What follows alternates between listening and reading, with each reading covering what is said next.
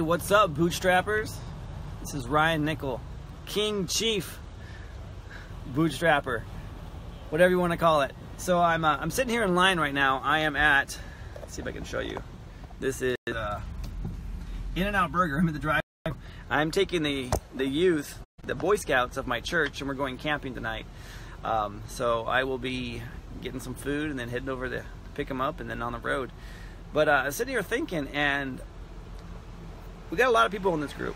We got a lot of good people that contribute, a lot of great minds that are currently out there doing this business, and then we got a lot of people that are just starting this thing up, that are just looking to get their first deal, or maybe they got their first deal and they're looking for some kind of momentum, encouragement, something to keep them going so they can get that second and third deal and start actually to build some momentum and money in this business.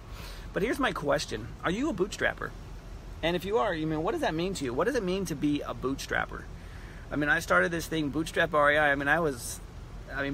Before I ever started Bootstrap, I was bootstrapping it. I was broke. I was living in the back of some guy's office space trying to figure this business out. I had his, he was holding my hand. Just driving all over the place. My car literally blew up. My engine seized on me because I was driving it so much from driving it from South Lake Tahoe all the way to Savannah, Georgia, and then driving it all over South Carolina trying to get deals, going back and forth, just driving all over the universe. Basically, it died, and that was the end of that car. Her name was Sophie. She was a white 1999 Nissan Sentra. Best little thing I've ever had up until that point. Now I got this beautiful thing that gets me money. This car makes me money, man. I love it. I had a post earlier about how people see the sign back there and they're like, oh yeah, he buys houses. Let's give the guy a call. Let's just give him our houses. Here you go. But what does it mean to be a bootstrapper?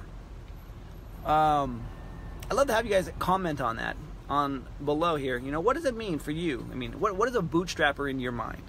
The way I see it is, and there's no, okay, there is a right and a wrong, because this is my page, so it's a bootstrapper. No, see, this is the thing. This is the reason why I want to post this thing. What's up, Crystal? Is that even though, yeah, I created Bootstrap REI, blah, blah, blah, Ryan's doing all these coaching videos, he's doing this stuff and all this stuff. It's not about me. And it never has been about me. It's been about, now that I've reached a point where I'm comfortable. I'm still growing, I'm still out there making stuff happen, but I want to be able to give back to everybody that's in this group. And I want to grow this group. Again, not for me. I want to be able to have it be this community that they can say, they can identify, like, I'm a bootstrapper. I'm making this. What's up, Eric? I am making this business happen. Or maybe it's a Gloria. It says Eric, Gloria, don't know. And so they're like, I want you to be able to be successful. I want you to say, yeah, you know what? I bootstrapped this from scratch. And so, what does it mean for you to be a bootstrapper? And as a bootstrapper, what do you need from me to be able to provide you so that you can go ahead and you can succeed in this business? Because at the end of the day, if you can't succeed, then I feel like I've failed you all. Just Eric. Perfect. That's great to know. Thanks, Eric. Today alone, I went and got a house under contract. So I had already seen the house earlier this week, and he just was ready to go. I went and walked another property with a guy in my local market. He brought me the deal, and so we're going to try to score something on that one. And then I went down to the courthouse and pulled some probate leads. Found some good stuff there. So I know what I'm doing in my market, and I know what works for me. I spend 70% of my time chasing pre-foreclosures, 20% of my time chasing probates, and then 10% of my time networking. And that's actually starting to flip here. I'm probably spending the majority of my time networking now, helping guys that are stuck. They get deals, or they get leads, but they don't know how to close them because they're skinny deals or skinny leads, and they're just like, hey, how do I do lease option? How do I do seller finance? How do I work this? And so if I'm probably gonna be truthful here, so my whole business has always been pre-foreclosures, probates, and then networking. It's probably now more networking, probates, and then actually going after my own special pre-foreclosures. And that's kind of what's happening, because that's just where I'm at. But again, I want to serve you guys. What do you need? Where are you guys getting stuck? And then are you a bootstrapper?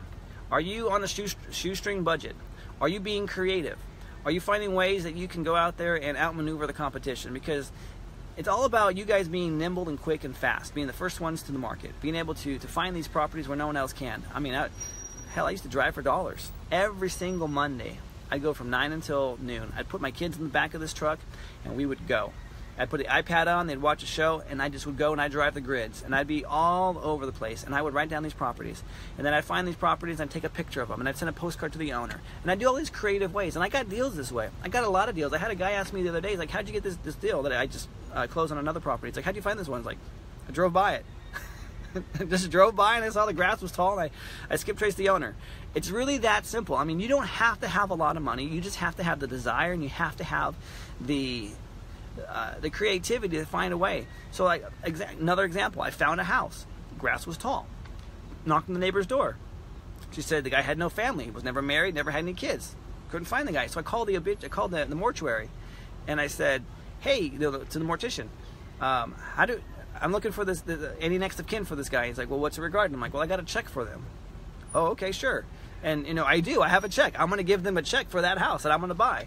And I got a call back immediately. I had never done that before. I'd never, one, called a mortician, and I'd never, two, said, hey, I got a check for you. And both of those worked. So, I'm learning on the fly.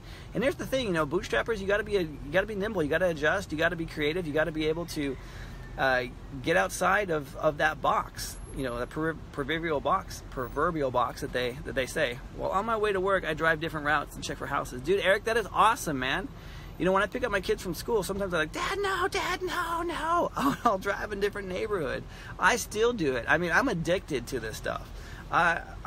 It's like I'm on a date with my wife, and I'll be like, driving, and we're talking, we're chatting, stuff like that, and I see a house, and I'm like, whoa. I'm like, spinning out, going over and checking this property out, and my wife's like, I'm competing with you, and like, fortunately, she's like competing with other women, but she's competing with me in houses, because sometimes I'm like, it happens a lot. We're on a date, and I'm pulling over, I'm writing the address down, taking a picture of the house, and then we're, back on our merry way. But it's just what happens, man, because I love this stuff. Like, I love finding the properties. I love helping people out of bad situations. I just love being able to take down a deal like this one that I picked up today, this contract today. A buddy of mine goes, hey, I need it for this price, and I'm like, and that price that he was asking me was $25,000 less than the guy was his firm purchase price. And I'm like, all right, man, we'll see what we can do. I actually got it down. Trying to do the math here in my head, almost 40 grand lower than what he was looking for. But again, I mean, these are all skill sets that come in with being a bootstrapper. You start from the start. You start with one, and you just go on to the next one. But I want to know what the most important thing is for you guys to get started. You're new at this, but you've been trying to figure out what to offer. Dude, why don't you post a property that you found, and you're talking to the seller. You don't have to post addresses. Just put the numbers out there, man. We'll help you.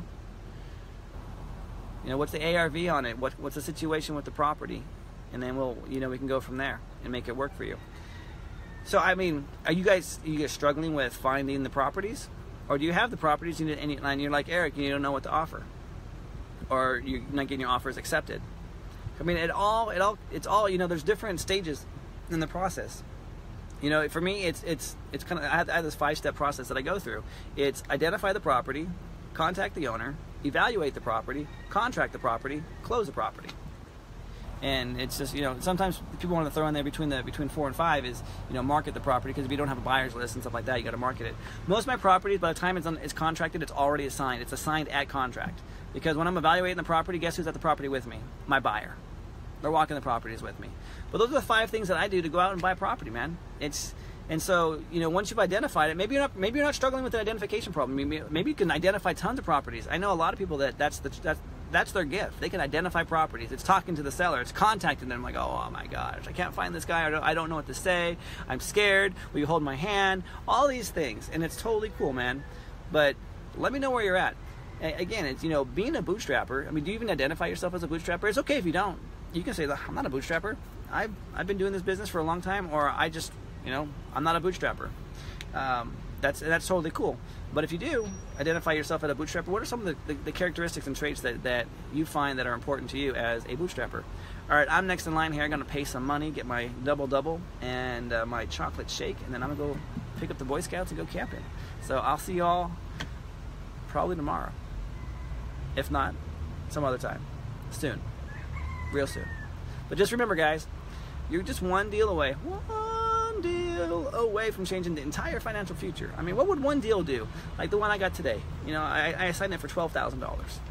And what would $12,000 do for you guys? What would that mean to your bank account? My very first deal I got was $15,000. $15,000. I was like crying. I was like, oh my gosh. I called my wife up. I was in Georgia and she was in California. And I called her up. I'm like, honey, pack the bags. You're coming to Georgia. And I was bawling. I was like, we did it. We did it. We made this thing happen. And it was just a blessing. It was, you know, I love it. I feel blessed to be able to invest. And I came up with this. I'm like hashtag blessed to invest. And I'm like, I came up with this. This is mine. And then I clicked on my own link and like, it took me to all these places. I'm like, damn it. I'm not that creative. Someone else had already thought that up like a million times over. But it did literally come to me on my own. I don't know, maybe I had read it somewhere else and I forgot about it. I don't know. But still, guys, you're just one deal away. One deal, it's all it takes. And then once you're bit by this bug, man, you can never give it up. It is just like, it's the best thing in the world. Be able to make some money. And this is not the only way to make money in real estate. There are a lot of other ways. This is just the way that I know how and the way that works for me. So anyway, guys, I'll see y'all later. And hey, you're welcome, Ian. You guys take care.